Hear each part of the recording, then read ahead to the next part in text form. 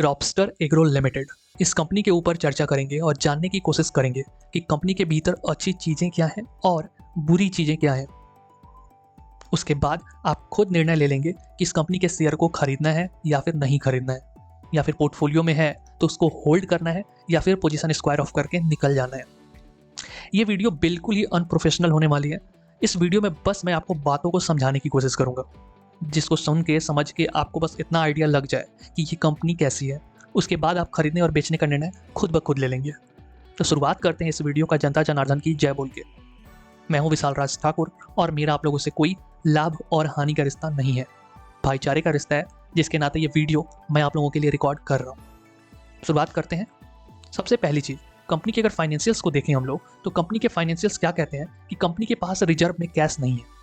और किसी भी धंधे का एक ही नियम होता है कि वित्तीय वर्ष के अंत में कंपनी कैश बांध के घर ले आए, जो कि यहाँ पे मिसिंग है। इसके अलावा कंपनी की बैलेंस शीट की बात करें तो कंपनी की बैलेंस शीट 2024 और 2025 के वित्तीय वर्ष में अच्छी देखने को मिली है। इसके पहले कंपनी का एसेट्स मैनेजमेंट कैसा था, इसकी कोई पुख्ता जानकारी कहीं भी नहीं है।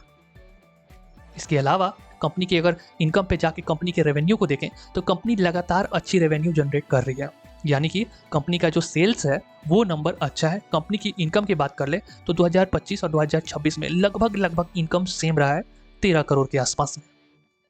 इसके अलावा कंपनी की शेयर होल्डिंग्स पैटर्न को देखेंगे तो ये चीज़ें थोड़ा सा आपका दिमाग खराब कर देगी, क्योंकि कंपनी के भीतर ना ही प्रमोटर्स हैं, ना ही म्यूचुअल फंड है, ना ही डोमेस्टिक इंस्टीट्यूशन है और ना ही फॉरेन इंस्टीट्यूशन है। जो भी है वो रिटेल निवेशक है, और जहाँ पे सिर्फ रिटेल निवेशक होते हैं वहाँ पे रिटेल निवेशकों के फंसने के चांसेस बहुत ज़्यादा हाई होते हैं। कोई भी ऑपरेटर ऑपरेट करेगा तो सारा का सारा बर्डन, जब फाइनेंशियल बर्डन गिरेगा वो रिटेल निवेशकों के ऊपर गिरेगा। तो ये बहुत बड़ा रिस्क है इस कंपनी के भीतर निवेश करने का। अब इन सारी चीज़ों को थोड़ा सा समराइज मैं कर देता हूँ। अच्छी बात यह है कि सेल्स नंबर अच्छे हैं। दूसरी अच्छी बात यह है कि कंपनी का इनकम लगभग सेम है, जो कि नहीं होना चाहिए। कंपनी की इनकम में ग्रोथ होनी चाहिए थी। कंपनी का एसेट्स मैनेजमेंट 2025 और 2026 के वित्तीय वर्ष में अच्छी है, लेकिन बुरी चीज़ ये है कि वित्तीय वर्ष के अंत में कंपनी रिजर्व कैश नहीं बना पा रही है या फिर कैश जनरेट नहीं कर पा रही है। इसके अलावा बुरी चीज़ ये है कि कंपनी का जो शेयर होल्डिंग पैटर्न है उसको देख के कन्विक्शन नहीं आता है कि निवेश किया जाए इस कंपनी के भीतर। एज ए इन्वेस्टर मैं कभी ऐसे कंपनी के ऊपर निवेश नहीं करूँगा। अब मैं ये बात क्यों कह रहा हूँ उसको ध्यान से सुनिएगा। थोड़ा सा ह्यूमन साइकोलॉजी है, इसको आपको समझना पड़ेगा।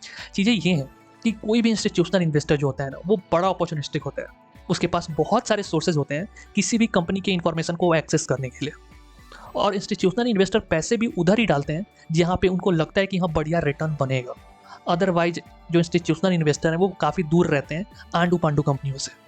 तो अगर उन्होंने इधर इन्वेस्टमेंट नहीं करी है तो कहीं ना कहीं उनको पता है कि बहुत अच्छी अपॉर्चुनिटी नहीं मिलने वाली है इस कंपनी में रिटर्न बनाने की। अगर आप इस चीज़ को पकड़ पा रहे हो तो बहुत अच्छी बात है, अगर आप नहीं पकड़ पा रहे हैं तो बहुत दिक्कत है। फिर मैं बस इतना बोलूँगा कि अगर आपके पोर्टफोलियो में है तो बढ़िया 10-12% का रिटर्न जब मिल जा रहा है तब स्क्वायर ऑफ करके निकल जाइए। बाकी वापस इसमें इन्वेस्टमेंट करने की प्लानिंग कभी मत कीजिएगा।